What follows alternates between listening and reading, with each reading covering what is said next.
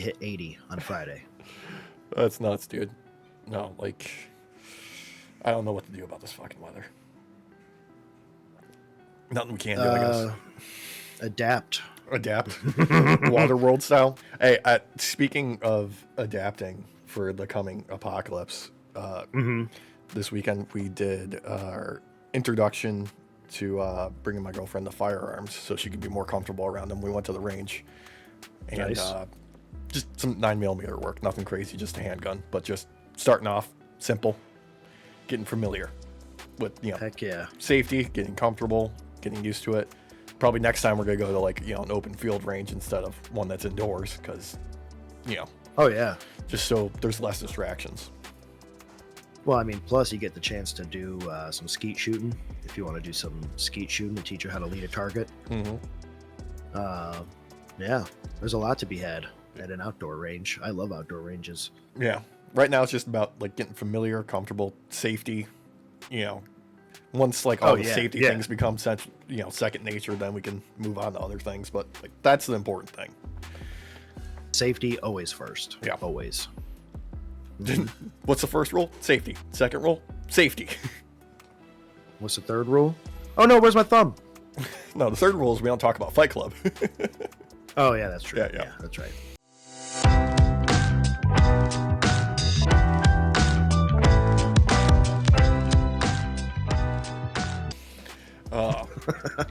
The things that we are going to talk about on today's episode of the podcast, which is actually a twofer, Derek, because this is coming out both on St. Patty's Day, and it happens to be our 69th episode. Oh yeah, that's right. Yeah, the sex number. Yeah, nice. Nice. I was considering putting together like an actual like, oh hey, let's do like a combination St. Patty's Day kind of like quiz with just like exploitation in sexuality and wrestling, but we don't have a Walsh here, so I didn't want to like do that without him because that would have been fun. Plus, I would actually like to know how much he remembers from like when we were younger, because he watched wrestling back then. Yeah, and there was a lot of it back then. It's still happening, but it hit critical mass, I would say, in our formative years. In our formative years, yeah. Spoiler: all the questions we're gonna end up leading to the joke just being about Hornswoggle. I'm proud of you, brother. Yeah. I'm proud of you. Hell yeah. Yeah. But in its place, let's talk this week in wrestling. Okay. We'll do a little bit about Revolution. I'm sure you have thoughts. I have thoughts, but we're not going to go deep in it. That was last week. It's old news now. New news was Monday Night Raw and headlining the steel cage with CM Punk and one Seth, no longer frickin' Rollins. I'm annoyed by that. I'm not gonna lie to you. That bothers me. I understand if you want to kind of step away from adding those like little adjectives to people's names. I understand like wanting to step away and no longer doing it. Yeah. But the people who already have them, they should get to keep them. Well, it makes no sense.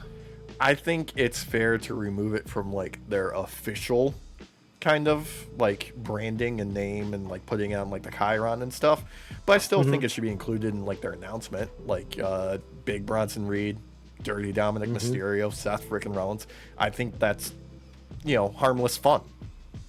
Oh yeah, I think even with branding it's not that bad. Yeah, like still put it on like a shirt or something. Yeah, like I don't know. I feel like it's okay to step away from that kind of style. I just feel like those who already have it, though, unless they're completely changing their gimmick, should get to keep it. Yeah. Who knows? Maybe because Seth is completely changing his gimmick. That's true. You never know. Instead of freaking, he could be like Seth calming Rollins or something. Or maybe they finally lean into the less censorship on Netflix and it's just Seth fucking Rollins now. I would love that. Yeah. We know that's not going to happen. We know it's not going to happen. They censored how many middle fingers randomly and didn't let and uncensored some of them during the steel cage match. Yep. I feel like censorship is only going to get worse. And reportedly, it was 100% on WWE's discretion to do so. Reportedly. I don't know if that's like official or what, or if Netflix was like giving them a wink or a nudge in one direction, but apparently it was like their decision to do that. I bet you it's kind of like a hybrid where like Netflix drew a line and WWE's trying to stay a little bit away from that line right now. Mm-hmm. While this contract is still fresh and everything's kind of adapting still. Yeah. Because I feel like we are inevitably going to end up seeing WWE push the boundaries of what can be on TV again, but this time on streaming. Yeah. It's just kind of what wrestling does. So, well, I feel like it's a reflection of the like current like zeitgeist and like the pop culture at any given time with wrestling, where like it always like adapts and shifts, and sometimes it informs the culture, and sometimes it's just a reaction to where we are. Yeah. I mean, like you are seeing with this more right-leaning kind of stance that a lot of places are going, that modesty is coming back to some degree. I don't know. Like we had on Raw, who was it? Andrew Schultz, the comedian, got a spotlight with Logan Paul. Yeah. The guy who said he wanted to grape Kendrick Lamar. Is that who he is? I couldn't remember who the fuck this chud was. Yeah, his joke was whether or not it's consensual is up to him. But either way, it's happening. So, wow, yeah. That's fucking gross. Yeah, I never really been the biggest fan of Andrew Schultz. Like, if you've watched any of his stand-up ever, or if you go and look at it, a lot of it is geared towards punching down towards black women, and it just isn't right. And now now that he has a podcast and everything, he kind of has switched gears on who he would entertain, like they all do, you know. It's kind of like the thing, like you go the Seth I almost said Seth Rogen, Joe Rogan route, where you start off like a little bit left of center or center, and then you end up like far right. Yeah, it seems like the sort of like timeline for the evolution is start out trying to make it in Hollywood as an actor, fail at that, lose relevancy, try to find a niche on something that aligns with your ideals, fail to find an audience with that, until eventually you start taking paychecks from Russia to propagate their propaganda. Yeah, that is very true. And sometimes to the tune of hundreds of thousands of dollars in just a month. Yeah. Hi, Tim Pool, and Candace Owens, I believe, was another one that was named. Yeah, there was many. There was many of them. Dave Rubin, hi. How about you? You did your audience still love the fact that you and your husband have a child together, and that goes directly against their views? Wow, that's so strange. Hi.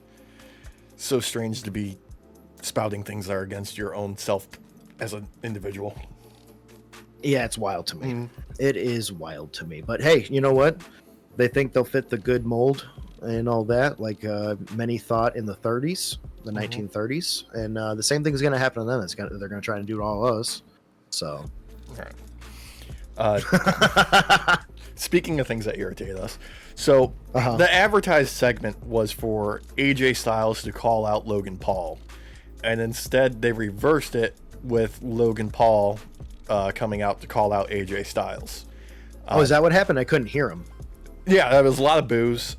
He had the plant in the audience to rip his shirt off of, and then he got a disagreement with this Andrew Schultz dude, who called him irrelevant, loser, something like that. He said, "No one came here to see you." Yeah, yes. Unfortunately, true. I hate that I agreed with Andrew Schultz on this, right? But he is right. This is the Onion headline, worst person you know makes a good point, or whatever it's called. Yes, yeah. I do have to wonder if this was supposed to go a different way, and Schultz read the room. and decided that no, wait a second, I'm not going to promote this guy in that way. I'm just going to be like a dick to him, which is the right move. Obviously, it's the correct move. I don't think it was an on the spot. I think this was thought about ahead of time. Like they know Logan Paul is unpopular with the crowds, and this dude was promoting his special on Netflix. Like I feel like they were just they knew what they were doing with this. This was set up to be exactly as it was. Oh yeah, no, I do agree with you. There's no way Logan Paul could work off script. Come on, let's be real. Well, that was the thing. Like when Schultz said it stung. You could tell that like actually stung Logan quite a bit. He wasn't trying to act in that moment. That was real sting right there. And I agree that I do think it was planned out, but I have a feeling Schultz kind of emphasized it a little bit more. Yeah. Because he's a comedian at the end of the day. He's gonna razz you. Like, you know what I mean? Like, whether or not I agree with how he got to where he is doesn't matter. The man's a comedian, and he's at least somewhat decent at what he does. So he knows how to set up a punchline, and that's it. That's well, and he's doing. It helps when you have a walking punchline. A walking like that. Logan Paul is the perfect subject for a comedian who does crowd work. Right. Yep. Yeah. Yeah. I don't feel bad for him whatsoever because he's a scammer. Okay, let's just be real. That's not even. There's no alleged with any of that. The amount of times he's rug pulled his audience is astounding, and they keep watching him. Oh yeah. I mean, do we have to bring up the Japanese forest? Like, he was never truly sorry about that. He only did an apology once he started getting actual backlash to it. Okay, so this is allegedly. This is a rumor that I heard is that entire setup was orchestrated by Logan Paul, like including the body being put in that position. Oh, I wouldn't doubt it. I wouldn't doubt they did something with that. Yeah. Like no. Like they manufactured the entire setup, like they put the body there. Oh, I wouldn't doubt it. Honestly, he's sick. He's disgusting. Like his animals, he mistreats them and then just lets them loose. Like his pig was found randomly, like miles away from where he was living by luckily someone who cared enough to actually like take care of the pig. Yeah. Same thing with his dog, and he's had multiple dogs just like kind of disappear. No one knows what happened to him. God. And everything I've learned about the Paul brothers has been against my own will. Yep. Yeah. Same. And it's burned into my brain, unfortunately, because like I dislike them wholeheartedly. Yep. I feel like WWE knew what they were getting into with Logan to some degree. When they first started working with him. I believe that since then they were not able to anticipate the levels that Logan was willing to drop himself to. So there is no bar low enough for him. Like, it's not just a tripping hazard in hell. It's legitimately like his base starting point. Yeah, he starts off the level below that of the Marianas Trench. So speaking of hated, we also had the New Day tagging against Rey Mysterio and Dragon Lee, only to be interrupted by a new mysterious masked individual. Derek, who could it be? Yeah, well, I can tell you who it wasn't. I can tell you it wasn't Chad Gable. No, we saw evidence that it was not. Exactly. Still strange that he was wearing a luchador mask that said American made, emblazoned right in the center, and said gracias. Like Chad Gable says, thank you. Oh, buddy. Okay, so I not gonna lie, Alex. Yeah. I spent the past few weeks thinking that this was going to be Chad Gable, and color me surprised. That they threw that swerve at you, that it's not him. That it's not. Yeah, you know what detail I loved the most about this was during that interference, that run in, he did like a crap hurricanrana I know. Like it was purposely bad because I know Chad Gable he's good at him. He's damn good at fucking everything when it comes to wrestling. He did that crap hurricanrana on purpose, and then it's just perfect chef's kiss. Well, I mean, it's very on brand to go like have an American go to a different culture and then steal from that culture and then do it in a fucking piss poor way. So him doing it that way makes absolute sense, and I love him all the more for it. So like we all know comedy comes in threes. So for the next 2 weeks, I want this to keep happening. And for every time they take away the mystery masked luchador, it be a different member of American Made until he doesn't have any other members to go through. Like Ivy Nile's the last one to go, but both of the Creed brothers are taken away, clearly wearing the mask. I almost would have loved it being Ivy first. Yeah. Just to make it even more ridiculous. Because like when it's one of the Creed brothers, like there's a height difference. There's a massive height difference. But I hope they keep making it more and more absurd by the end of it.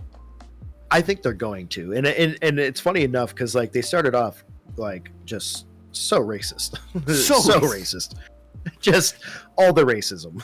Like It's not as racist as JBL going to the border with a gun to scare off people trying to cross. It's not as racist as that.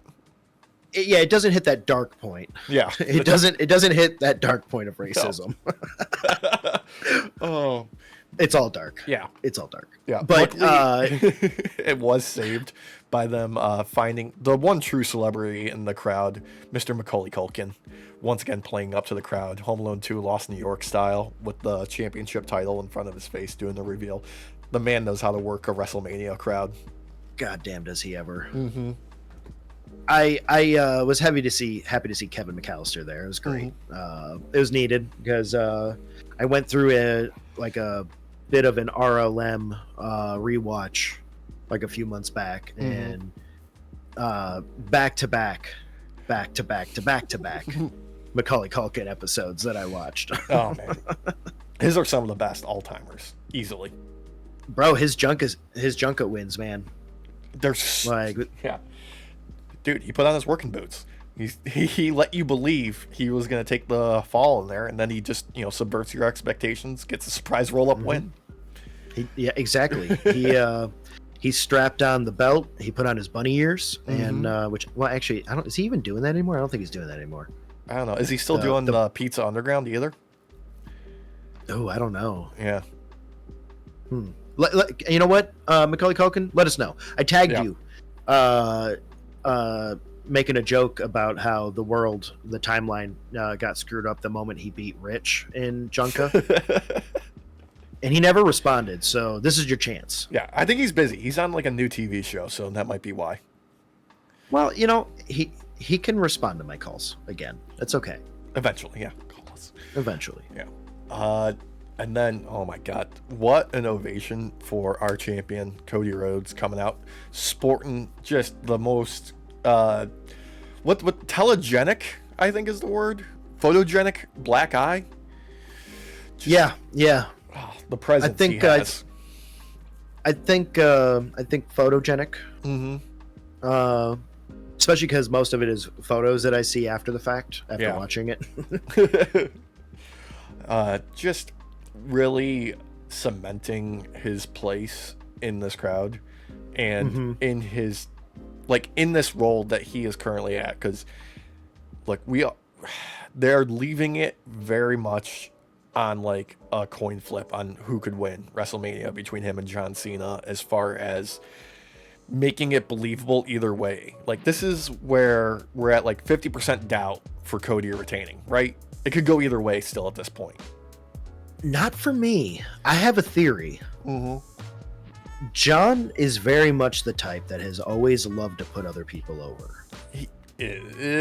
Not so, like his later years now, sure, but Prime Cena, Super Cena, no, yeah, Super Cena era, he buried everybody. I feel like Cena knows that he's past his prime already. That's why he's doing this final run. I don't think he's taking the belt off Cody. I think Cody will retain. I think there'll be a bunch of antics to constantly make us believe, but I think at the end of the day, Cody will actually be able to see the unseeable. Ooh, yeah. I like that. Because that leaves the opportunity open for either a Backlash or SummerSlam or even a Money in the Bank shenanigans involving Cena. Yeah. Plus, it allows you to actually go without a belt into a Punk rivalry. Ooh, yeah. God, I can't wait for that. Same. I feel like because I'm happy Cena's back. Don't get me wrong. Yeah, absolutely. I want to see this awesome run from him, but I don't think he needs a belt to codify his status as a Hall of Famer at all. No. At this point in time. And let's be honest with ourselves. The only reason that they would really end up putting the title on him for the 17th time is to just kind of erase that Ric Flair, record amount, and just kind of shifting history's perspective on, okay, he is the all-time great type of thing. Well, and the problem they have with that though is Ric Flair is known as the Nature Boy. His wins came naturally. Many of Cena's were produced. So, thank you. Yes. I'll be here all week. Yes, it's a bad joke. It's a really bad joke, but it's just a really bad joke. You don't need to signpost it. Look, the next thing that happened was we got Bailey versus Raquel for IC title, right? Yes. Kind of meh on this one. I don't know what really happened here, but the less said about it, the better, I feel like. Okay, here's my opinion. Okay. It's nothing crazy, because I think it falls right in line with what our eyes see. Bailey does make mistakes sometimes. Yes, sure. She was not making mistakes in this match, really. No. Nothing big, nothing major. She's very much a Cody Rhodes type, where she is going to make you look pretty damn good while facing you. And if you don't have an opponent that really has that skill set, it's hard to produce something amazing. You're just going to get something mid, because I feel like this match was just mid. Yeah. And unfortunately, it's Raquel's end. Like, I don't hate that they're putting some focus on the mid-card title scene. I want to see people who are vying for that title, who are working for it. But I want them to do just better with these opportunities. I don't know what you really need to do to get there at this point without it being kind of performative, Yes, especially because when you have a Bailey that's helping prop the belt up by putting her sights on it, basically, because at the end of the day, I don't think she's taking the IC belt. I just don't. I think the only reason she's going after it is because if Bailey's hungry for that belt, then that belt means something. Yes. You need to bring the talent that's going to face her that can actually come up to the level of Bailey, because Bailey's damn good. Yeah. Even if she's not doing any of like the wildest things out there, everything's consistent and everything's typically clean. Yeah, and like I said, I'm happy that we're starting to get like this mid-card title scene to get some focus with the women, because this, following this, we had the pre-tape with Braun Breaker and about like Balor, and just building it up where there are multiple people going for the men's IC title, and I want parity. Just this, they should be treated with equal amounts of attention and respect. That's just what it is. Yeah, I agree. I feel like using Bailey to prop this belt up more as like someone hungry enough for it does help give it some legitimacy. It really does. But they need to have other people who are vying for this belt that are on the same level then.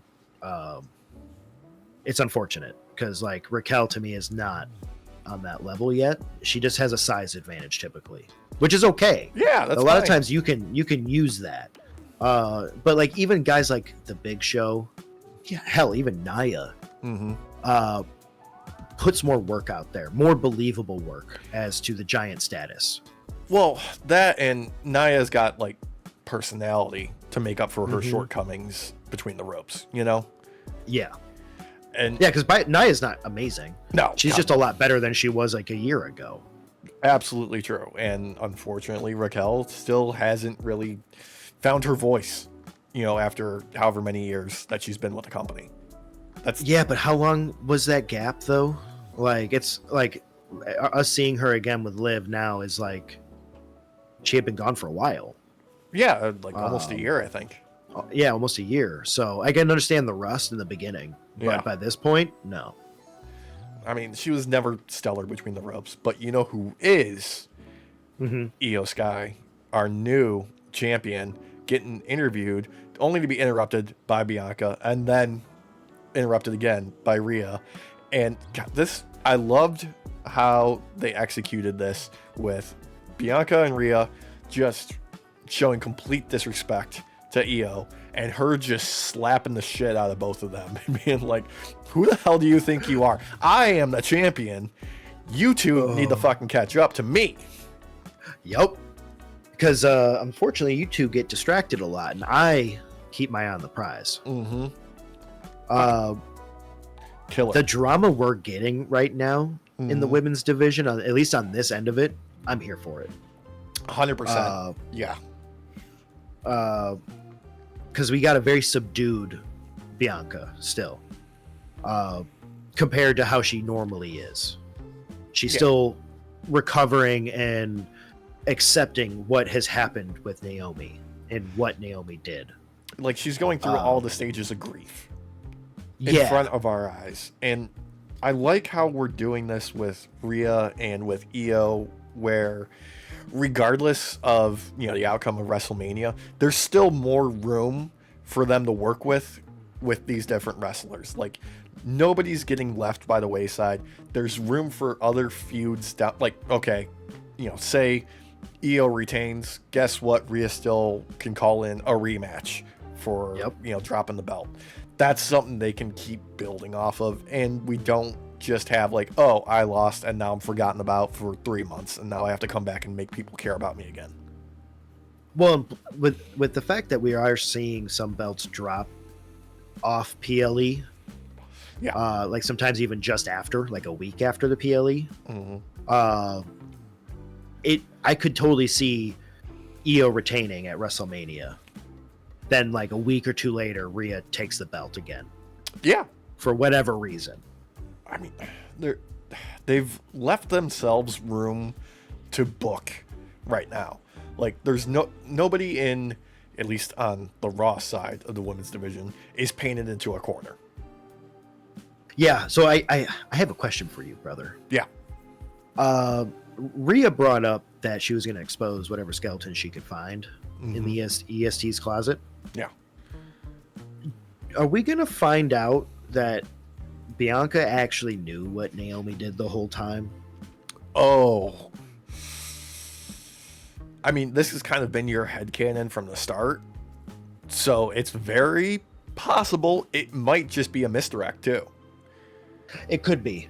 And it, like, there's other things that could totally be in there. Like they could bring up some old stuff. Don't get me wrong.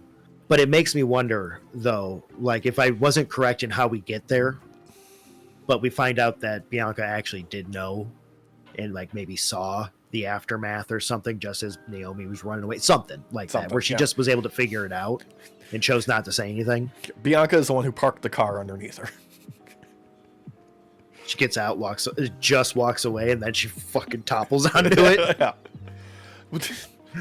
We'll see. Oh, man. Something to keep an eye out for, just because it seems like the folks backstage at WWE have really loved just putting red herrings out to the dirt sheets. So see what Sean Ross Sapp or Meltzer says leading up to WrestleMania, and that might be a clue. Hey, I mean, the cinema we got the previous week between Naomi and Bianca. I want more of that. Yes. And this helped kind of ease us into anything next, I feel like, because of Bianca being able to still play that very muted version of herself, that very like unsure version of herself. And I love it when there's a wrestler that can do things subtly, you know? Like, you don't always have to be, turned up to 11. I like when there's a level of realism, like we talked about extensively during the Bianca and Naomi promo, how it felt like a real conversation, like a real argument breaking down between friends. Like, they nailed that. Like, you didn't get just, I say something, then you say something, then I say something. Like, no, it felt like a conversation. It had that raw kind of emotion to it. Yeah, they talked like real people. Yeah, and you know where else we get that kind of raw emotion, Alex, but not really so much on that end. I'm more of like the rage end. Yes, I do. Thank you. Something that can only be contained sometimes by a steel cage. Okay, I have so many thoughts about this. So many thoughts about this, because this is coming off the back of AEW Revolution, the Fletcher and Ospreay steel cage, which was a different story entirely. Oh my God. Condolences to Sky Blue for Kyle Fletcher taking thumbtacks straight to the junk. Just balls first into thumbtacks on that Styles Clash. Dude, he literally was like balls flump onto fucking tacks, bro. And just like, you can, like, when a ball hits the ground and kind of flattens, dude, some tacks. Like, he might have had some new earrings down there. Some new ball rings. Yeah, some fresh piercings. He's getting kinky with it. There was a fantastic fan edit I saw online afterwards where it was that moment at the finish where Fletcher's just screaming at him, and they just intersected episode 3 of Anakin and Obi-Wan facing off of just, I hate you! You were supposed to be the chosen one. Like, like cinema. It's cinema. Pure cinema. Absolute cinema. But that's kind of the level of it that we got with these two, though. Yes. To be real, like the level of violence, less blood, less plunder, less shenanigans, more finishers, and more dialogue. I loved their dialogue in the actual steel cage itself, like the shit talking between the two of them, the acting on their faces, top level. Like, Punk and Rollins just fucking brought it with this one. Oh, they did, because both of these matches were amazing fucking matches. They both brought different things to the table, and everyone got to feast. Key highlight for me was the psychology at play with both of them telling the other one, no, take the easy way out, open the door, go ahead, I'm not going to do anything, you can go ahead and do it, I don't care, go right ahead. I like that a lot too. I like that because their feud is not the same as like Punk's other feuds. It goes on a deeper level, like a Drew McIntyre style feud. Yeah. Because the level of hatred that Rollins has for Punk, while yes, is exaggerative for the camera, is based in reality. So yeah, like, they have been building off of real life, like Punk loves to do. Like, he loves to blend, the meta and the real life shit and just like the little threads here and there into his programs, and it always just adds a little bit more to it. And now he hasn't still gotten to that level of that feud he had with MJF in AEW, in my opinion. But there is still room for him to get there, particularly with Seth now at this point, because the story that they've been telling between the two of them, like, always been circling each other since Punk came back, and now that they're finally getting, head to head, they still haven't, like, gotten over that boiling point. Like, it's boiling, but it's not boiling over yet. Well, and how you know that the fans are still behind this feud is you heard chants going back and forth constantly. Yeah. Between both men. Mm-hmm. There was no booing. That was just, who are you chanting for now? It's great way to have like an actual back and forth between two wrestlers at this stage. And again, using each other's finishers. Yeah. Is it the Bruce Lee quote where it's like, I don't fear the man that knows 1,000 punches. I fear the man who practiced one punch 1,000 times. Like, that's the same kind of like mentality you have to apply to, using somebody else's finisher. No, it's their finisher because they perfected it. Mm-hmm. It's not yours because you don't hit it as effectively as they do. It's just how it works.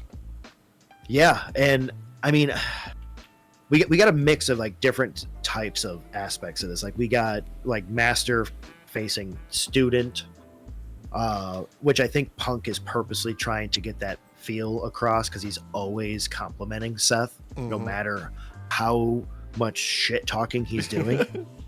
Well, he's a student of the game. Piper was the best at it. Oh yeah. And, yeah. He just loves doing that. And God, like, the psychology throughout the match was fantastic. Definitely, like, peak was that superplex. Not quite off the top of the cage, but off the top rope. Just making it look that much more impactful being in the steel cage. Like, the dragging him off the top. Like, it was so good. Dude, so damn good. Just making it look a billion times more devastating than it does without the steel cage. Oh, God, yeah. And God, yeah. My God, Punk not doing crap elbow drops off the top rope, right? Like, they looked fucking good this time. Yeah, his feet didn't keep landing on the ground first. It was really nice. I'm so happy for our boy. That's going to hurt him in the morning, though. His fucking hips are going to be sore as shit. Yeah. He knew he had to go. Oh, man. So did Seth. I mean, sold out crowd, Madison Square Garden, steel cage. Just all the right ingredients for this. These guys gave 120%. This match would not have ended, Alex, unless someone came in and dragged one of them through one of them doors. Yes, exactly. There's just no way it would have ended. I'm really glad. I love this.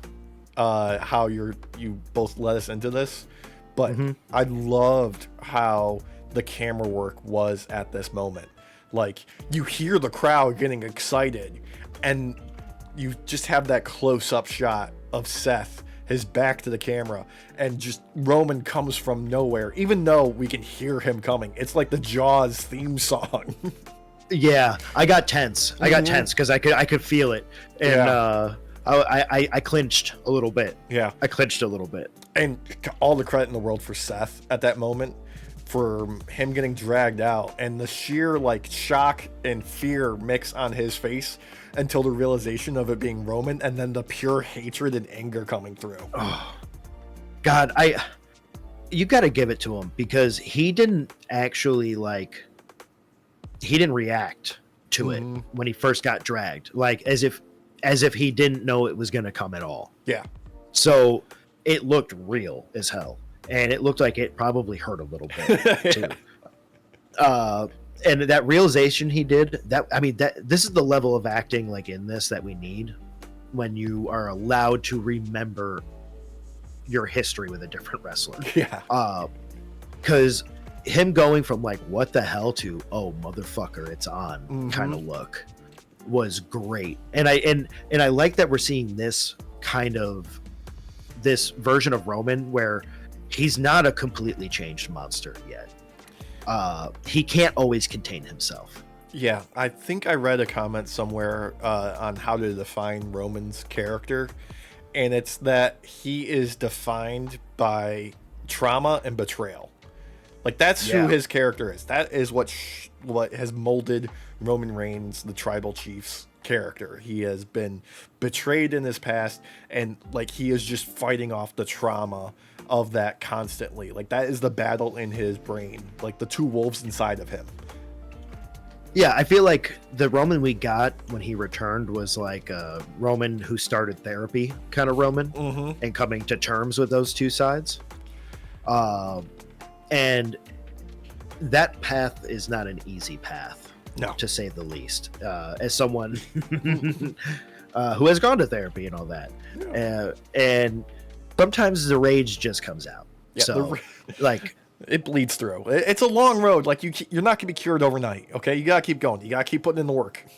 Exactly. And this is one of those moments where he seeped back into it and couldn't contain himself and decided, you know what, I'm gonna fuck shit up. Yeah.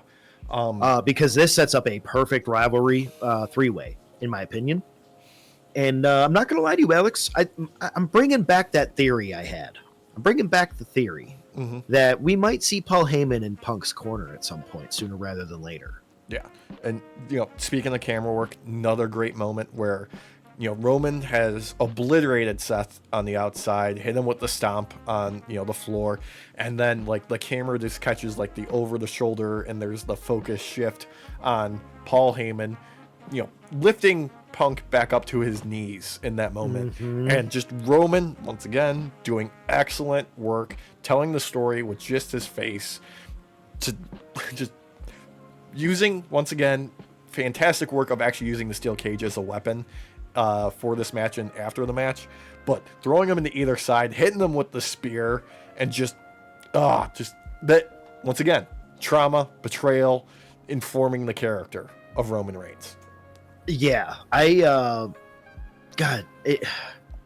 we went so long without Roman that having him back now, and even in full rage mode, is just refreshing. Yeah. Like, it's just refreshing. It's needed. And I feel like out of anyone right now who has a rivalry with Punk, I feel like Roman's feels the most fresh. Whereas a lot of these wounds for the others are long standing. For Roman, this is a fresher wound, so he's a lot angrier because it's like you said, it's trauma and stuff he's reliving, so it's just makes him more mad. Especially hot off of the Royal Rumble, like we had that moment where Roman and Punk have been eliminated, and Roman's first reaction to Punk in that moment was shouting at him, "What are you doing? We just teamed together a month ago." Like, what is wrong with you? Like, that was excellent. And they are building off of these moments. That's how the road to WrestleMania and like the year-long never-ending story should be. The small moments should inform what happens next, and that's what we're seeing. Oh God, yeah. I mean, Roman, very early on has noticed that Punk, for all of his graces, is a little brash and doesn't always realize when he's kind of being a dick. Yeah. So, like, you could just be sitting across the table from him eating dinner kindly and all that, and quietly. And you look up, he's just staring at you, and you think he's pissed, but no, he's just staring. He's just staring in his own mind. Dude, God. Overall, what a damn good solid Raw. Yeah, I would say so. It's a great. It had some great moments of storytelling, which is needed. I feel like now that we're in the Netflix era. Yeah, man. Okay, let's get into Dynamite right off the bat. Hell yeah! So happy to see our new international champion, Kenny by God Omega, doing something that we haven't actually seen Kenny Omega as this version of Kenny. Like, we haven't had like a babyface Kenny Omega in AEW like this before, where he's vulnerable and like he can sell the idea of having the fight from underneath and getting sympathy in the crowd in that way anymore. Like, the diverticulitis is going to be an ongoing story for him for the foreseeable future. The title match at Revolution, that nasty ass fucking bump he took with the table on its side straight to the guts, like that. Okay, that's going to be like a thread going forward, is just the cleaner, the midsection is going to be a target for all of his opponents in the future. Oh God, yeah. And he's a very good job of giving the idea of the underdog champion. Yeah. Like Cody has been able to do as a babyface too. It's kind of refreshing because I'm so used to Kenny always like going in and just coming across as the dominant one always. It's a new kind of way for him to to play this out. And it's a lot of fun. And I like that he addressed all the challengers and was like, let's see which one of you is best, because I'm going to be watching. Yeah. And set up for this tournament that we are getting for his, number one contender. It's it's 4 one-on-one matches leading to the Fatal 4-Way. Yes. And good setup. I like this. Like, we are getting a variety of wrestlers. They are treating it as an international affair where, okay, we've got somebody, each one representing, different countries, like keeping that thread on that international title being international. Yep. Yeah, I like that. Yeah. And it helps when you have a Kenny Omega holding the belt too. Puts a lot of weight behind it. But I think a lot of people weren't expecting to get a humbled Kenny Omega. A more somber Kenny Omega. I don't think the crowd was expecting that completely. A more real and raw Kenny Omega. Yeah, and it was great. Yeah, like every time that like Kenny's sort of like been away and come back, it's been like a different story. Like last time he was gone and he came back, remember he was wearing like the full like body compression shirt. He was covered in like bandages. He was telling the story of him being battered, bruised, beat up, trying to get back into fighting form. This is a different Kenny once again, and it's all about the build to, full-blown top of his powers Kenny Omega, which I'm saying right now, they're leading all the clues there. It's going to be all in, Okada, Kenny, title unification match, one for the ages, and that'll be like, after that, it's like, okay, no, the shackles are off Kenny Omega. I could honestly see Okada taking that match too, because I agree with you. Absolutely.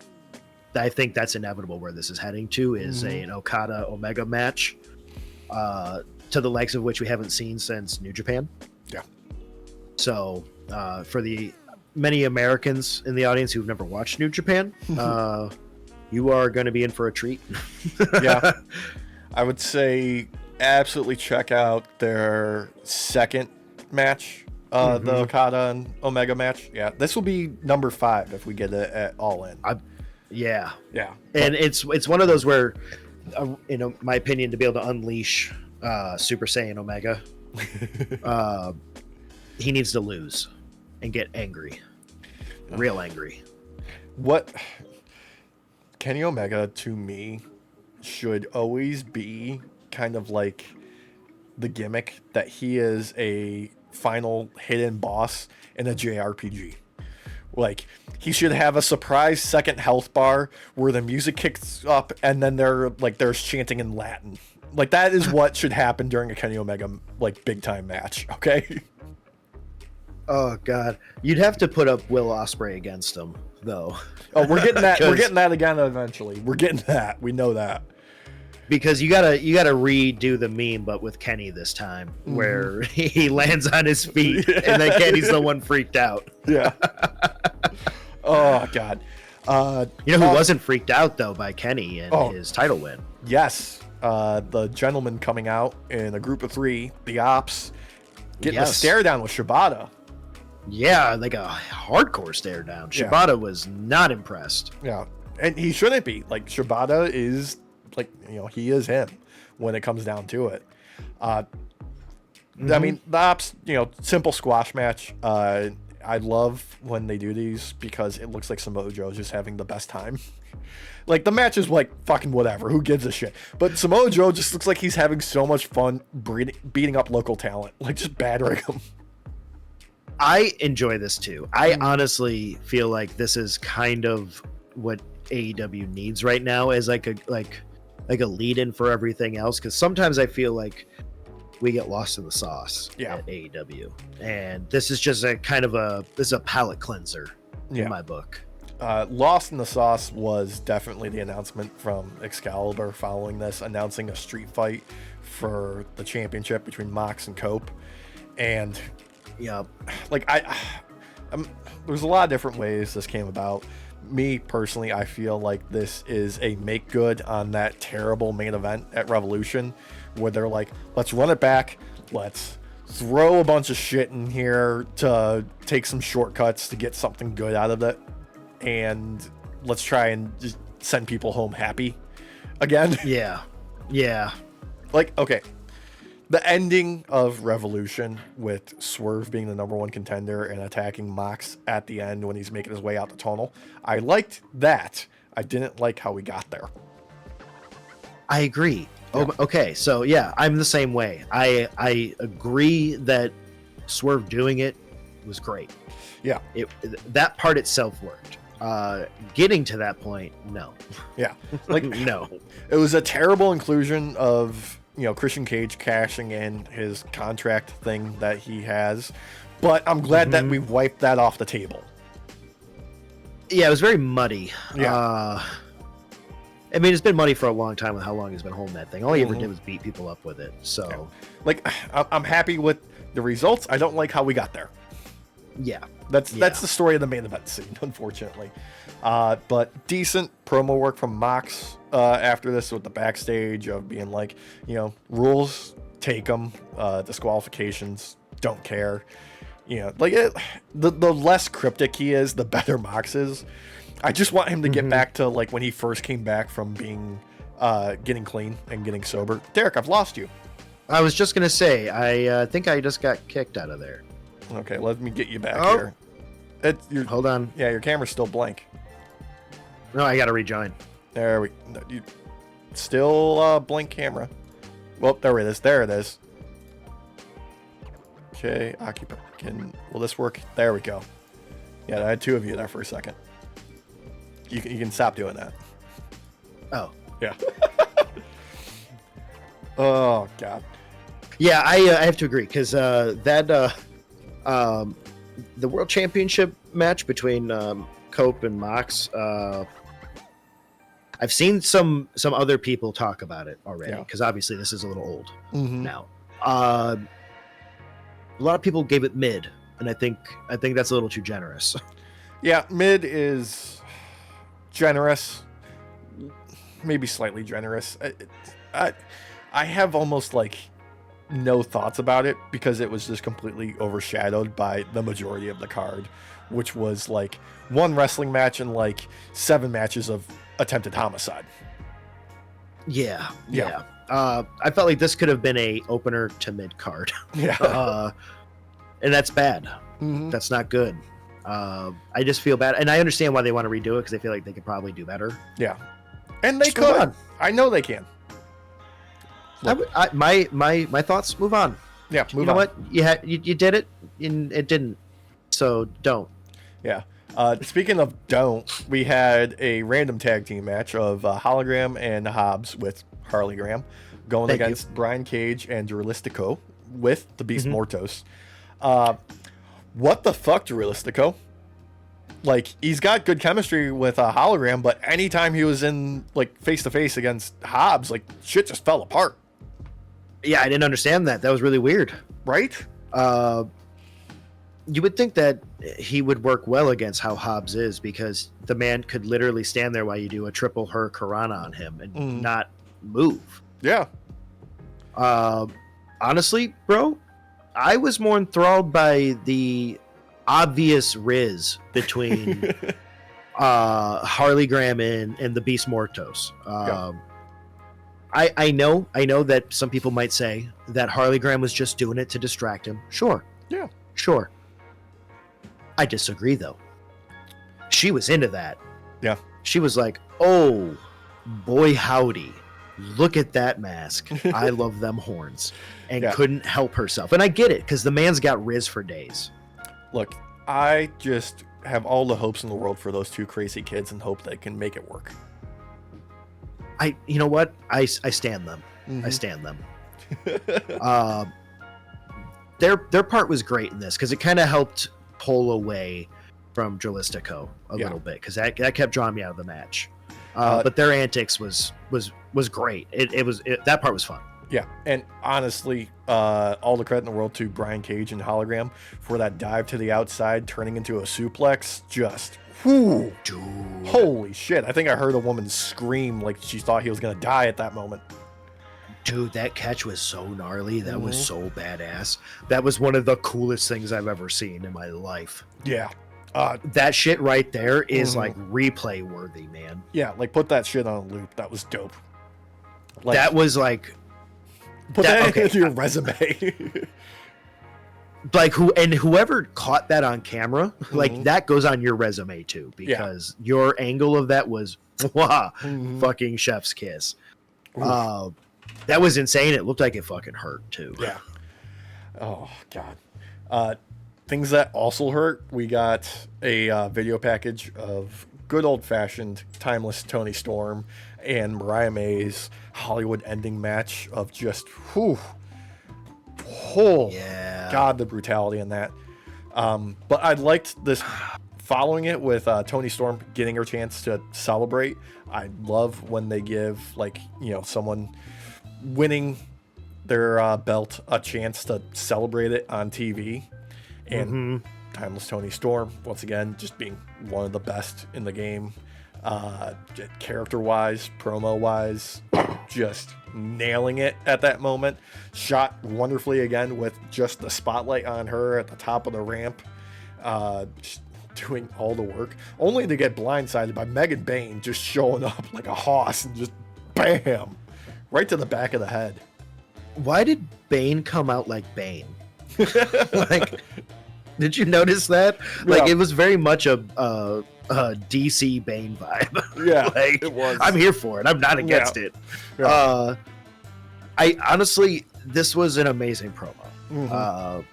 I mean, you have a very timeless promo going on. Speaking of belt collectors, speaking of this, speaking of that. Yeah, references to Mox, Mercedes Moné, orgies. Yes, key parties. Yep. It's gonna be sweaty. It's gonna be sticky. But it's gonna be a good time because it'll be timeless. Yes. I felt like in the world for this. I felt like we were getting like a mousse from her. This was like the level of dessert we were getting with this promo. This after match kind of deal because we had some time to sit with it. And Bayne was like the spoon cutting into it, letting us know like, hey, there's more bites to be had. Yeah. And it worked. I liked her breaking it up, man. They've done really great work with Megan Bayne, like post debut, like the initial like debut at that gauntlet match. No, Battle Royal match was meh. But everything since then, you know, I think really good, except for the Thunder Rosa save with the steel chair. That could have been, you know, left behind. Everything else, though, pretty good. It was good. Yeah, I actually like this. I feel like anyone going up against Toni right now may want to try and feel like they're better than her, but I feel like they're always the underdogs right now. So you have to blindside her. Yeah, she's got too much chutzpah. You know else who has too much chutzpah? Oh, yes, sir, I do. Good old MVP with his boys Shelton Benjamin, Bobby Lashley, the Hurt Syndicate, celebrating, and just like the most fun of these guys right now, with Shelton being like, whose ass do we get to kick next? Boys take the week off from MVP, and then being like, all right, we're still hitting the gym though, because we got some weights to lift, boy. I love that the entire time this interview is going on, both Lashley and Shelton look like they do not want to fucking be there. Yeah, they have better things to do. Yeah, they're like, look, if we're not beating somebody up, why are we even here? Yeah, like, who do we hurt next? Yeah. We hurt people. And it was a great setup for MJF later on in the show. But it was. We had a surprise before that, because it was the first of the tournament for the Eliminator at Dynasty. We got Beast Mordos against the wild card, Speedball Mike Bailey, who they announced was signing with AEW imminently. He was, you know, sorting out through like visa issues or something like that, I believe. Yeah. So it was just a matter of time. But goddamn, Speedball Mike Bailey. God, I for people who are not familiar with him, imagine that kid from like middle school who do karate in his garage and break like cardboard boxes pretending they're like wood blocks and like the like concrete and just like that. Grown up. Yes, I know. Yes, you are correct. He is one of those that comes across like Bloodsport was his favorite movie of all time. Me too. Yes, rightfully so. And watched the Muay Thai guy in there and said, I'm going to do that. Yeah. Like, if you don't follow him on Threads, follow him on Threads at Speedball Bailey. He's hilarious. He's an ally. He's a comrade. He's done some intergender matches if you like intergender matches, and he defends intergender matches too a lot online. He's a great guy and he's a great wrestler, and this match was no joke for a debut, bro. Yeah, a lot of allusions to his previous finisher and the introduction of a brand new one. I read something from him saying that he kind of wanted to introduce a new one because his other one feels a bit too like convoluted to set up, and he wanted to introduce something that he could just hit anytime, anywhere, you know, similar to an RKO. Like, it can be a surprise, like you can bust it out at any time. And it looks really fucking good. That fucking spinning fucking kick, dude. Like, dude, that roundhouse, that spinning roundhouse. Dude. Yeah. All four. What I like about him is he's one of those guys where his size means nothing because he makes up for it in speed and accuracy. He's just a little speed demon. He's just gonna overwhelm you, man. Dude, those kicks, like just those fast flurry of standing kicks, is fucking dope. Dude, he's that kid from was it Talladega Nights that like will jump on you like a spider monkey? He's gonna scissor kick you in the back of the head. Yep, that's him. Grown up now. Okay, I had another one in my head that is probably a deeper cut for folks. But for the folks that have seen Smokin' Aces, when the one dude has had like his hand blown to pieces and he gets found by that random family, and there's that weird kid without the shirt and he's wearing like the eye patch and he's just like throwing punches at him while he's recovering and he gets like the boner. Like, that's kind of what was in my head if he ever goes like heel. I love it. Yeah, much deeper cut than Talladega Nights, I think. He's gonna need to extend the mullet by at least 6 inches by that point, though. First, because I think the longer the mullet, like you start off with like a mullet that gives you like baby face powers, but the longer it goes, it starts to go the Lex Luger route. Yeah, where you slowly the mullet turns you heel. Yeah. Oh man, he's gonna be so good going forward, honestly. And if this leads to like him versus Kenny, to like, please, I am seated for that, because there's gonna be so many shenanigans there. I feel like there's going to be a moment where he does like a roll and jumps onto Kenny's like on his shoulders and starts pounding on his head while Kenny's like, ah, dude, and then turns it into a one-winged angel. Yeah, like there's going to be a standing moonsault knee drop right to the abdomen, and it's going to look horrible. And I'm going to love it. Oh God. And Speedball, brother, you are amazing. What a debut, brother. Yeah. Bravo. Yeah, he's gonna have a lot of new fans soon. Yeah.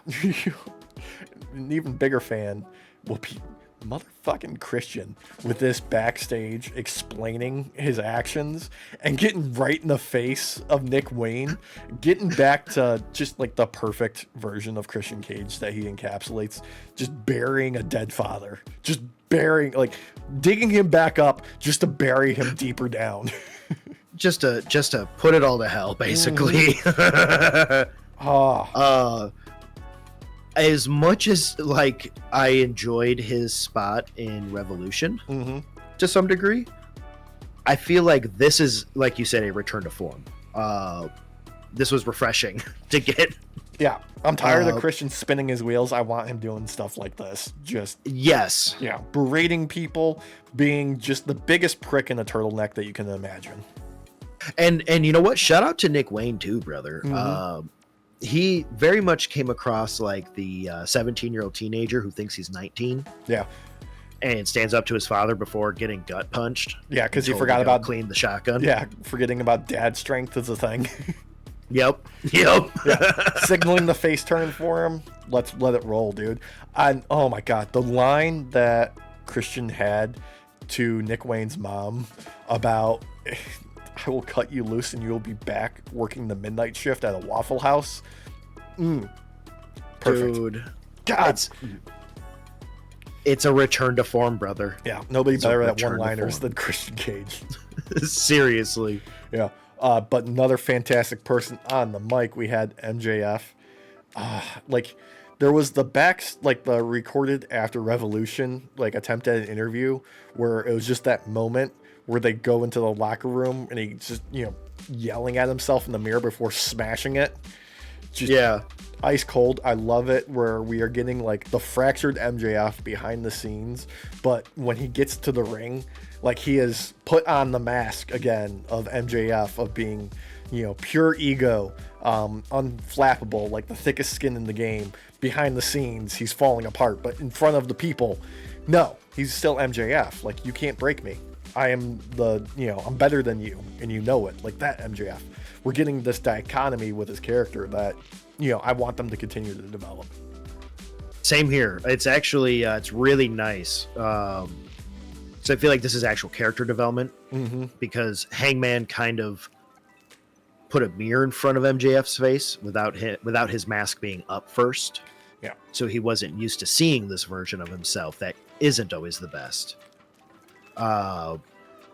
It's really nice because many people have gone through life where they feel like they wear a mask, but then when they're in their own privacy are just crash the fuck out. Yeah. So it's easy to relate to it just off the get-go. And then you have someone like MJF, like who can own a microphone and just chew a scene with it.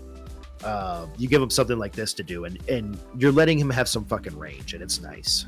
And he has maintained this character that over the years, the 5 years now with AEW, has revealed more and more of his history, and it just informed more and more of his character of, the bullying as, a young boy, his, being raised in a Jewish household, being, bullied about that, his ADHD, and it reveals more and more of, like, where his insecurities lie, and that being his greatest weakness, and the front and the mask of, better than you, always being, like, his armor protecting himself. Well, and I feel like someone noticed that too, Alex, and noticed that they preferred the version of him that is not questioning himself, not doubting himself. And sometimes you need a very, very, very simple goal in mind to guide yourself. Sometimes you just need to hurt people, Alex. And God, dude, once again, MVP being one of those guys that can just be the glue in a situation. Right here, it was, God, like, we get that immediate stare down, and then it's like, this fucking guy, come here, and they give each other a hug, and we got, like, this old school, like, telling stories from, like, the road, and, like, just MVP putting over so much of MJF's history, and like, putting over, like, who he is as a person, and what he likes about him, informing what is in, like, the future for MJF. And I liked how we had, like, MJF still being, like, prime MJF, rejecting the offer of the business card at first, and MVP rebuking that and being like, you was a champion, like, in putting that emphasis on was, where it would be cheesy normally, but MVP sells it perfectly. I agree, because then it leads right into Maxwell pocketing that business card. Yeah. Bravo. It was really well done. I don't know if that means that MJF is going to actually join the Hurt Syndicate. I don't know if that's actually in the cards. It could be, obviously. Obviously, yes, it could be. It could be in the business cards. But bad joke. You know what? No, it's good. It's good. That's staying. Oh God! But I could see this being like a way for MJF to kind of write himself as a character, like being like, maybe I don't need to really look myself in the mirror. Maybe I really just need to dumb it down and just be like super simple. And he could go down that kind of arc of keep it simple, stupid, and then realize, oh wait, no, I still actually have to deal with myself, the one in the mirror.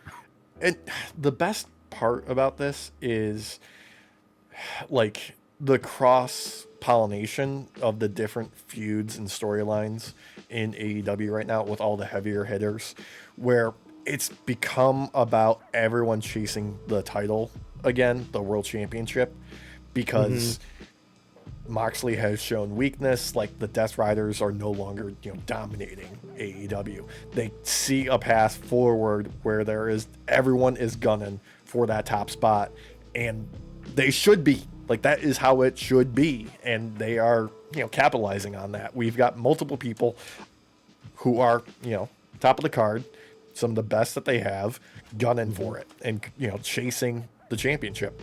I don't want to see that fade away, if Moxley drops it anytime soon. Like the next person should have a target on their back from all of these other people still. Always. I mean, that's why Kenny's promo worked so well. Was because he knows that target's on his back. He's not acting like it ain't there. He'd rather acknowledge it and do everything he can to still overcome versus just acting like the big shit. So, who could learn a thing or two though from not having to be the big shit all the time. I thought you were gonna say someone who is already acting like they are the big shit is one Max Caster, Platinum Max, coming out, putting out his best wrestler alive open challenge, putting out again, trying to get that chant over once again, and once again being met by someone way out of his league, Konosuke Takeshita, not forgotten on the sidelines after Revolution and dropping his title, still in the mix, which I love. And all it took, Alex. Yeah. All it took was a forearm. It just took a forearm. It just took a forearm, but he didn't want to finish it that way, picking him back up and hitting him with a raging fire again, just to put a little bit more sauce on it. I'm going to say it right now. Max Caster is, to the men's AEW division, what Chelsea Green is to the women's division in WWE. Yeah. It just fucking works for me. Like... The longer the tassels get on his boots, the bigger his ego fucking becomes, and I'm here for it. And those tassels are actually doing double duty because they are so long, they have become the web connecting AEW together with all of these wrestlers. He's just got to be careful, though, because he could start to trip on them, and also cords love to get knotted, so if he stands his feet too close together for too long, and inevitably there will be a knot or two. Yeah. Oh, God. Another knot in this tangled web we weave was following this. Chris Jericho putting out a damn good promo, like one better than he's done in a long time, up against Gravity, holding his mask like he's a Shakespearean actor holding a skull, going out last poor York, and just like crumpling it up in his hands as a button. Yeah, it's kind of nice seeing this version of him because, like, it was almost like giving you a metaphor to what he's going to do to any other individual, whether it be Bandito or anyone else. Or any other family members that Bandito and Gravity have. Thank you. Yeah, sorry, I misspoke. Yes, family. Because it's all about family. Yeah, it is. I know who could take the belt off him, Alex. Yeah, I'm listening. It's all about family. Diesel? Vin Diesel? Vin the motherfucking Diesel. Dude, if he rolled up in an Impala and he just crashed it into the building like through a wall, like that's how they introduced him. He has to go from 0 to 60 in 3.4 so that the front end picks up so he can pin Jericho with it. That'd be Wait, great. would the car win the belt then? No, because what he would have to do is get out of the car after that and like stand on top of it, because then he would technically be pinning both of them. Oh, good point. Yeah, good point. Yeah. But it would be more impressive if he did a roll-up pin on the car, though. I'm not gonna lie. Yeah, like grabbed it like just between the wheels and just like flipped it. Huh. Oh God. Another fantastic bit of business. We got Willow Nightingale getting interviewed by Renee. Just good, solid, keeping Willow in the mix here. And just, not letting her getting lost by the wayside, keeping her around. And then just Will Ospreay just being the human Labrador that he is, the 6-year-old in a grown man's body, coming out to talk to Tony Schiavone, limping, covered in bandages, talking about how he got stabbed. He doesn't know when that happened, but apparently that's what happened in that steel cage, getting yelled at by the missus, doing stupid stuff off of steel cages. But once again, leading into what we touched upon earlier, declaring himself for the Owen Hart tournament so he can main event All In Texas. Good stuff here. Once again, one of the top guys angling for that world championship. And I think it's going to happen too. I think he's going to be the number one contender to take on for any other person going into the tournament. He's a hard one to beat. He's wily. Yeah. He's quick as hell too. So, and honestly, like a really great time to start hyping up the Owen Hart tournament early. You know? Not a surprise that it's going to happen this year, but I'm glad that we're not just being like, oh, it's happening this week. Yeah, like last year, where it was like, oh shit, it's right. It's 2 days from now. Like what? Yeah, we've got 16 matches all for this tournament over the next 2 weeks. That's it. I'm not gonna lie to you. I was overwhelmed a little bit when it came up on us. I was like, no, I didn't know this was happening. This year, I'm ready for it because they've been talking about it. And with this, setting the stage, yeah, I'm good to go now. Y'all should have done that last year too, though. Oh man. Main event time. Another Dynasty Eliminator tournament. Orange Cassidy, Hechicero. Whew. There was just magic, which is appropriate considering Hechicero is the alchemist of the ring. And Orange Cassidy here. Oh, I'm sorry, the Mad Alchemist. The Mad Alchemist. What else did they call him?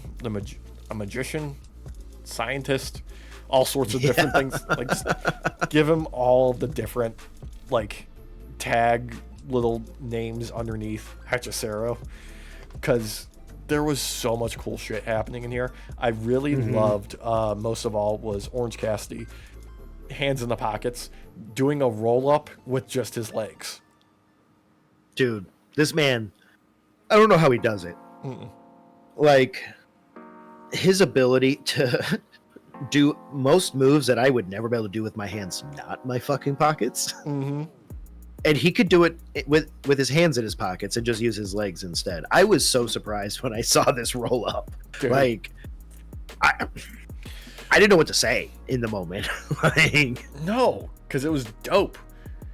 Oh, but I did like how he took the piss out of us and went.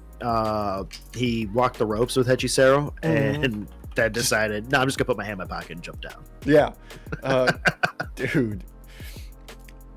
God, one of the things that has just been most surprising about AEW has been the fact that he's basically their equivalent of the Undertaker. Oh God, yeah. The dude is the workhorse when he had the international title and was just I'm gonna wrestle every week for this because that's who I am. I'm Orange Cassidy. I don't have a catchphrase, and then it'll just be don't need it. Oh. But so, what I'm sad about most is I'm sad that Orange Cassidy didn't get to take on Mox and overcome Mox. Yeah. Because I felt like even back then, because that was what? December, I think? Maybe so. January? Something like that. A while back now. Where he was like, I'm the one that's going to save AEW. They should have let him. Imagine having him at the very least at Revolution against Mox. It's probably still would have been a C, but like a mid-tier match. But goddamn, would have been funny because he wouldn't. I mean, he was in serious mode then, though, I guess too. But you know what I mean. It would have been a better world with the Death Riders deathing out earlier. Yeah. There's still time to save it. This match, though, this was a banger. Yeah. From both sides. Obviously, it did end the way that we expected it to. Yeah. Because Orange is very much the type that will put anyone over. Yeah, he is. So we got Hechisera moving forward in the tournament, and I'm not against that. I think Hechisera looked amazing in this match. Dude, they both looked great in this. But overall, solid show. Once again, continuing the tradition that we have seen now, where like Dynamite, rare form, where things are actually working. Continuing tradition though, Alex. Yes.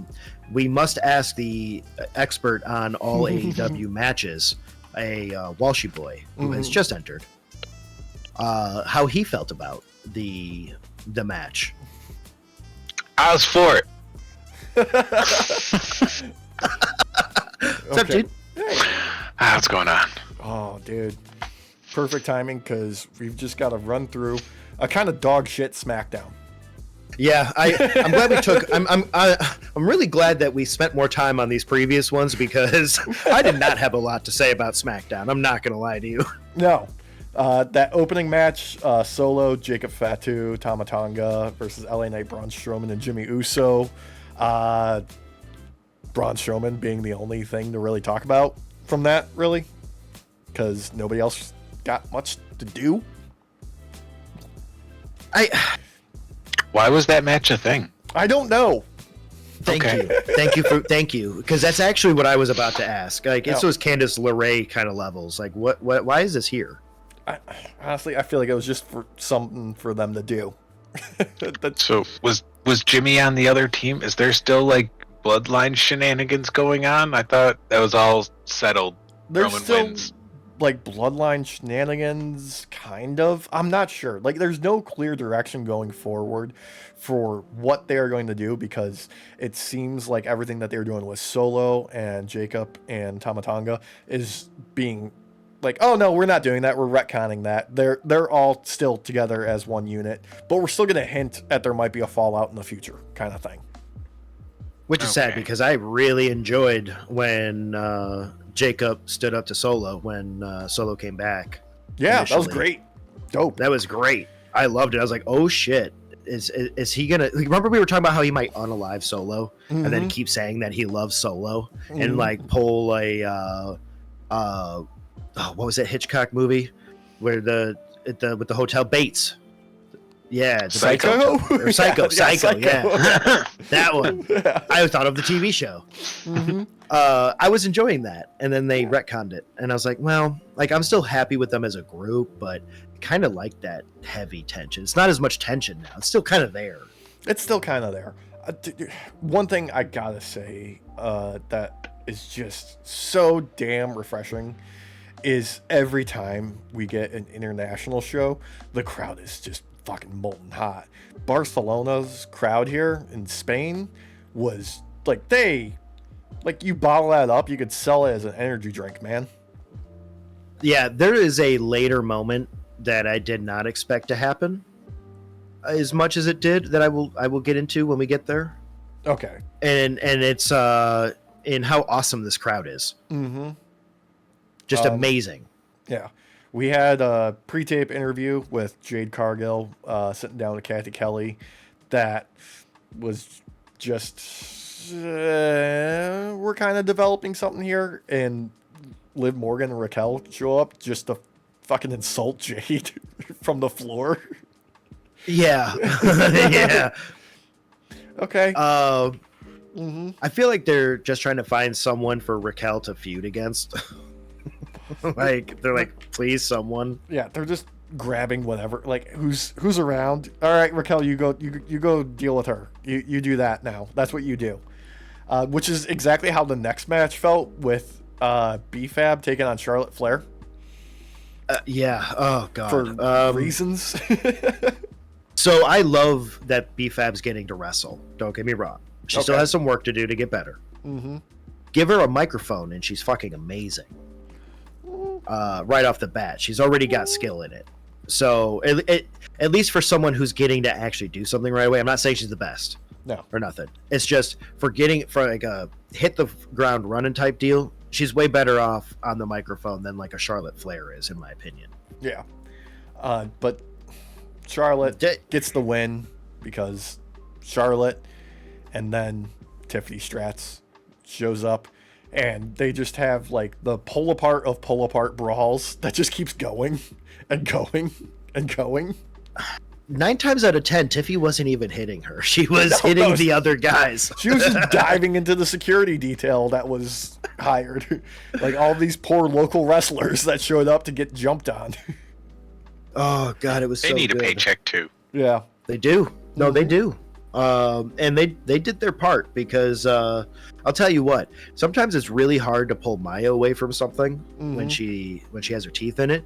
When Charlotte Flair has her legs clamped down and her hands clamped onto something, you ain't gonna be able to pull her off of it. She gets this weird fulcrum point where nothing you can do will actually remove her. It's almost like glue. Yeah. And the security guards had a real hard time pulling her off that barricade to get her away from it. Like that was real strength they were using. That wasn't kayfabe.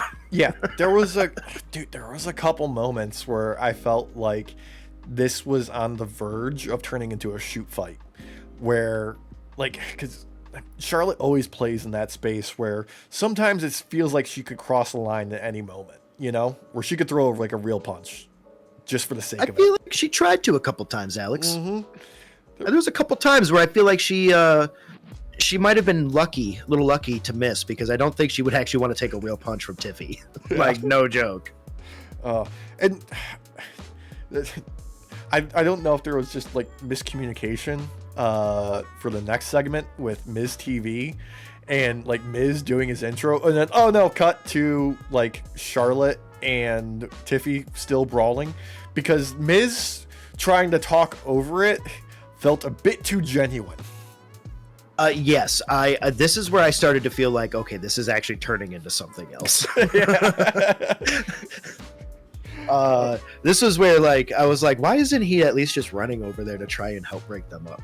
And I said this to fucking Christina. I was like, why isn't he helping? Like, why is he? This is obviously something else. Yeah, he's just talking. Yeah. Luckily, this segment was short-lived with Cody Rhodes coming out and Miz talking out of his ass just to get fucking beat the shit out of by Cody. Cody is giving me shades of like Stone Cold here, right? A little bit. Oh, yeah, we lost the Walsh already. Oh no. Yeah. Where'd he go? Where'd you go, little fella? Where'd you go? Did he totally disappear? Oh, there he is. Nope, there he is. Okay. That was weird. Okay.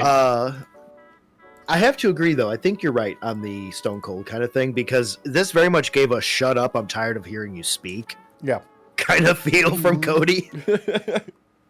Like, I don't need to stand here and listen to this. We're done. Yeah, we're done. If this is Cody's path forward, go for it. Like, let him embody that, like, Stone Cold versus Vince McMahon, except it's Cody versus The Rock, final boss. Like, the guy who just, shows up to work to beat the shit out of his boss. And run it.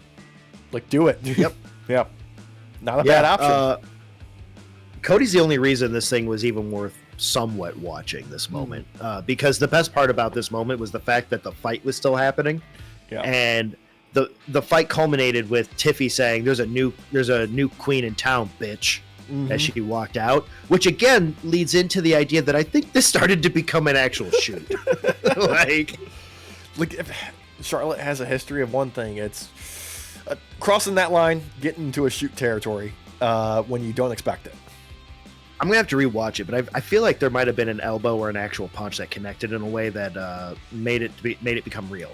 Yeah. So, and then we got a match to set up an angle where we got Damian Priest going up against Shinsuke, Only disqualified because Drew McIntyre shows up and just causes a kerfuffle. Honestly, this is to be expected, particularly because the rumor circulating is Shinsuke's on his way out. He's not re-upping his contract. He's hanging up the boots. Part of me wonders if it's real life stuff, like I think it's his brother that passed away Recently, yes. Yeah. And then also because it kind of screwed him on that title run, in my opinion. Other than that one awesome fucking promo they let him have, they didn't really let him do anything. Other than, like, be there ringside. So... Yeah, I mean, they did the repackaging, I want to say, of Shinsuke was successful. Like, new entrants, the kind of, like, theming that they did with his pre-tape promos, where they're doing, like, animation and stuff with it. I was here for it. It just seems like he wasn't. He didn't care. Yeah, I wonder that too, if he was just done already by that point. But I love Shinsuke. I've loved him for years. And I was really happy with this samurai kind of style with him. And he's not the biggest, strongest guy, but he doesn't need to be because he might actually be the most cunning. So he does. It was fun. Yeah, I mean, he's been on autopilot for years. And that's the problem. That's though. what it that's is. The problem. It's just what because it is.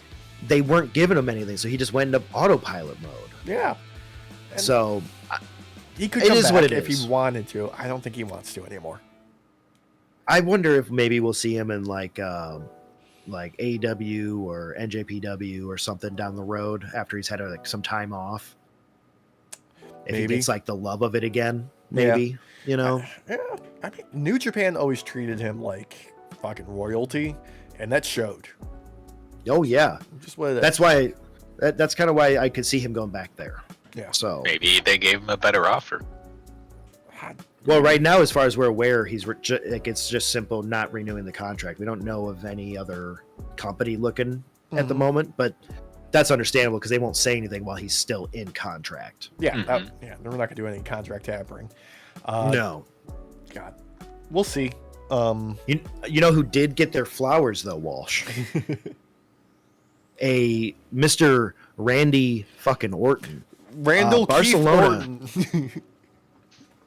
Barcelona showed up for Randall Keith Orton, despite the fact that he walked going down looking like he was playing Elden Ring in his head until he got to that little girl and gave her a big old fist bump and told her not to be afraid. Yeah. Which is cute. Slash, block, slash, block. Oh, hey, wrestling. What are we doing? Yeah, he was rethinking his build the entire time. Yep.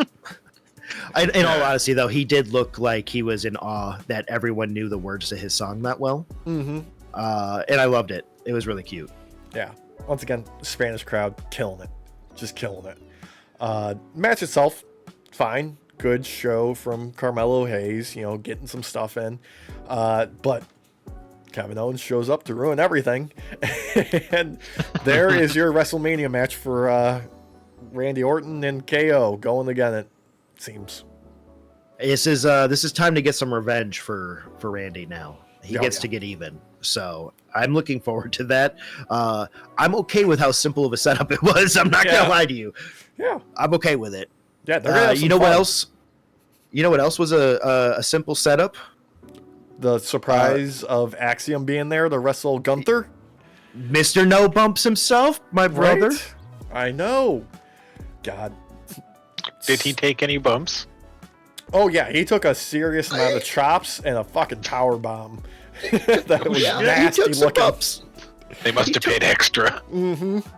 I'm not gonna lie to you, boys. I didn't know who the fuck he was when I first saw, because I didn't get to watch his entrance, so I didn't get to see that. I was in the middle of cooking or whatever. So I turn and look. I'm like, who the hell is this guy? And then Christine's like, she's like, I have no idea. And then right at the end, or near the end, she's like, oh, that's Axiom. I'm like, oh, no shit. No wonder I didn't recognize him. He's taking a bunch of bumps right now. Yeah. And he wasn't with Nathan Frazier, for Axiom, like the greatest tag team of all time. This was a nice debut, though, for Axiom. I'm not going to lie. Yeah, it was a good time. He did pretty good against my man Gunther. Walsh disappeared again. Just like Axiom's chances of winning.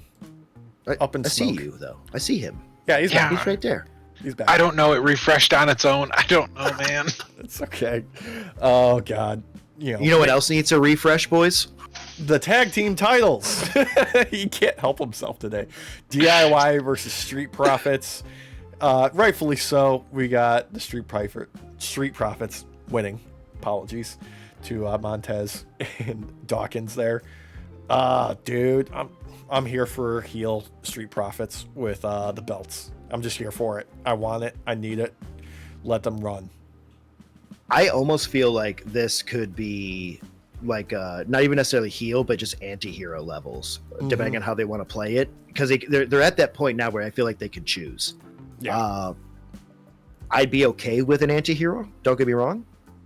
I want a heel turn fully for Street Profits. I want a heel tag team run that lasts like fucking 2 years. Yeah, but you could do the anti-hero real easy and just have him take out New Day. Oh, like they can be shit asses, but you take out New Day and everyone loves you. Oh, do a belt collector run. Okay. I see where we're going with this, but there was another hint on this show about another tag team wrestler imminently making his WWE debut. I am, of course, talking about the one and the only other Lucha brother, Rey Fenix. Very clearly setting up that right there. Yes, which makes me wonder, do you like with the idea of giving Travis Scott the hardcore belt and everything, do you think we're going to start getting some more hardcore matches now that Phoenix is definitely going to be showing up? Dude, I just want them to see some like tag team development on Raw, because we're starting to see it on SmackDown. Like that whole thing last week with Nick Aldis with the whiteboard and like showing how all these teams are interconnected and who's got, their chances and whatnot. I want to see that passed over to Raw too, like that same level of care. And Lucha Brothers on Raw, instant jet fuel to that division right there. Agreed. Okay, what if we do it not better, but we give Pat McAfee the Madden screen and let him just start drawing all over it? It's just random pictures. He took a magazine and like cut them out and like put them on like a poster board and just like photo collage everything. Yeah, like there's glitter and shit and stickers. Anywhere the glue went past the image, he threw glitter on it. Yeah, and he's like, no, it's for flair. Yeah. See, this is the team I want to win because it has the turtle sticker with the star. Yeah. God. And they got extra glitter on their side. Dude, do it. Just do it. Have it be silly. God. Why not? And then there was also another tease on SmackDown. Just a bit of smoke in the number 4. I'm assuming this is a countdown. Like next week we're going to get 3, then 2, then 1. And then Alistair / Malachi Black will have returned. Yeah, they're going to bring a casket out. I think it's a guarantee. So we're getting some more spooky bollocks on SmackDown, which maybe he'll be incorporated into the Wyatt Six. Maybe it'll be just her, Wyatt Six and like Alexa Bliss coming together. Who knows? Might be something there. Whether they feud, whether they team together, whether a new faction. I'll wait and see. Whether Derek ends up believing again that joke that he had a no not allowed to be pinned clause in his contract. We'll see. And it's not he can't be, it's he gets a bonus every time he is. Oh. So do we want to spend the extra 10 grand for that match? Yeah, okay, you're getting pinned. Here's your 10 grand. We're taking that belt off you finally. We're tired of you having it. Yeah. We're fixing the match. Be the best contract ever. Be like, can I get pinned tonight? I could really use that bonus again. Look, you don't want to really take that not getting pinned contract, because then you end up like Andrade, being on the roster and almost never being used. Yep. God, we made the same joke last week. Was he on TV this week, Derek? No, he was not. No, he was not. Oh, it's funny because it's true. Yeah. God. Look. But otherwise, SmackDown, meh. Yeah, this was if it wasn't for the crowd in Spain, I would have said skip this. But they were so hot for everything, and it was actually watchable. Yeah, the crowd was like the only real reason to watch, other than the potential real shoot between Tiffy and Charlotte. So, yeah. And I'll take that back. There was also nice to see Street Profits get the belts because it's been 2 years. So, yeah, that's true. Yeah, much love to our boys. Yeah, love you, boys. Yeah. Oh, but that'll wrap up episode 69 of the Night Off podcast. Boys, Noise. Remember, like, comment, share, subscribe, do all the engagement, hit all the buttons. We really appreciate it. There's new gear in the merch shop. I added some coffee mugs for your try. There's the Hulkamaniac time travel fuel mug and Kenny Omega glaze sauce. I'm really happy with that. And a shout out to our GMO series with the steel cage shirt.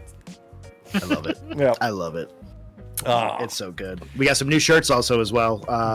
For any of you that are deciding if you might or might not want to protest or stand up to a regime that you may not like, check it out. There's some good information. Yeah, we got some fun stuff out in your way. Yeah. Only thing left to do, boys, is say good night. Good night, everybody. Buenas noches, night shift. Nice. Fuck The Rock.